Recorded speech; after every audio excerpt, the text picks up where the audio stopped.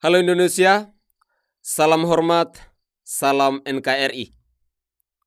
Pemirsa Orang Timur TV, yang namanya kadrun itu pasti kumpulan orang-orang sakit jiwa. Bukan kadrun namanya kalau tidak sakit jiwa.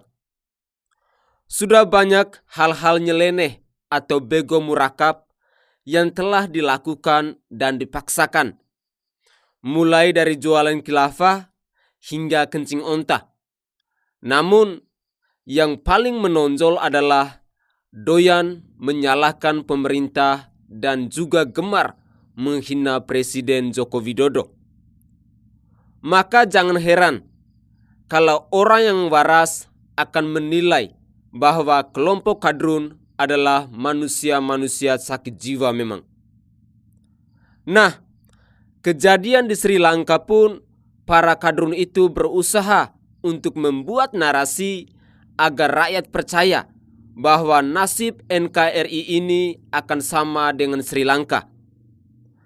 Hal ini karena bego murakab dari para kadrun itu sendiri yang tidak bisa membedakan perbedaan antara Sri Lanka dengan Indonesia. Para kadrun pun abai dengan data-data, hanya percaya pada persepsi dan imajinasinya.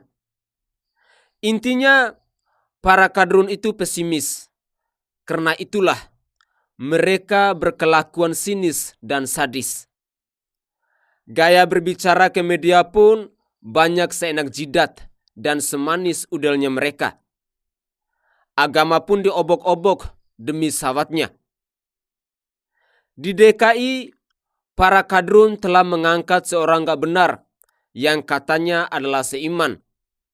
Padahal orang beriman itu bekerja dengan baik, bukan malah menghambur-hamburkan duit demi pencitraannya.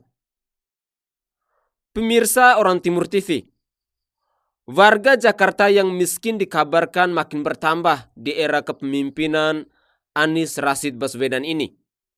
Bahkan untuk kebutuhan air bersih pun masih banyak yang belum mendapatkannya.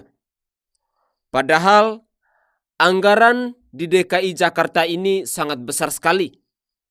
Tetapi si nggak benar itu punya jargon, kelebihan bayar. Sampai-sampai ia kelebihan kata-kata dan minim dalam bekerja.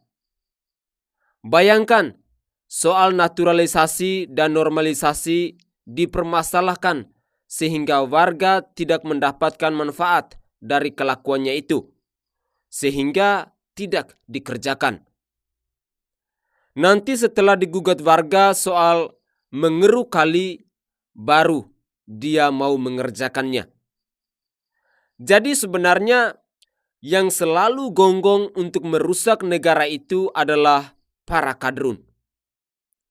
Ketika melihat apa yang terjadi pada Sri Lanka, bukannya merasa optimis dan mendukung pemerintah agar bekerja dengan baik, tapi justru para kadrun ini menciptakan narasi yang pesimis dan provokatif.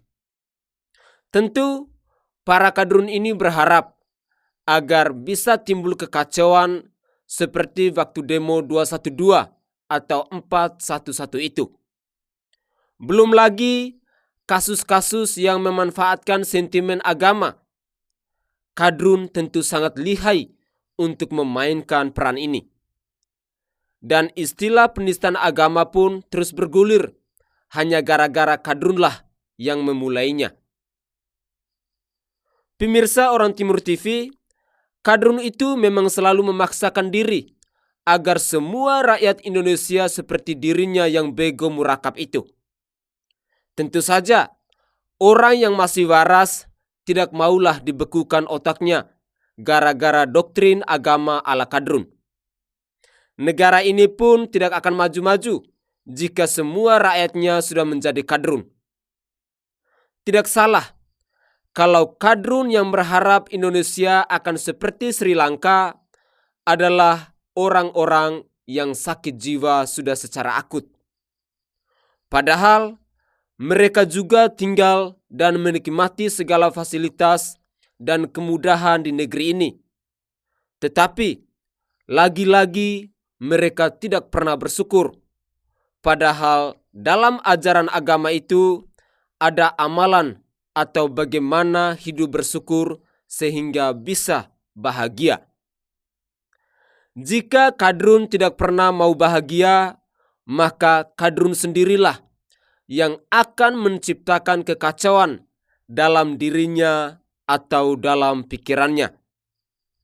Jadi, buat para Kadrun yang mencoba menyamakan Sri Lanka dengan Indonesia, coba nih dengar kata Pak Luhut Binsar Panjaitan. Karena ente ditantangin sama Pak Luhut. Kalau ada yang ngomong kita mau samakan dengan Sri Lanka, bilang dari saya sakit jiwa dia itu. Lihat data-data yang baik. Kalau enggak, suruh dia datang ke saya. Orang bilang Pak Luhut nantang, bukan nantang.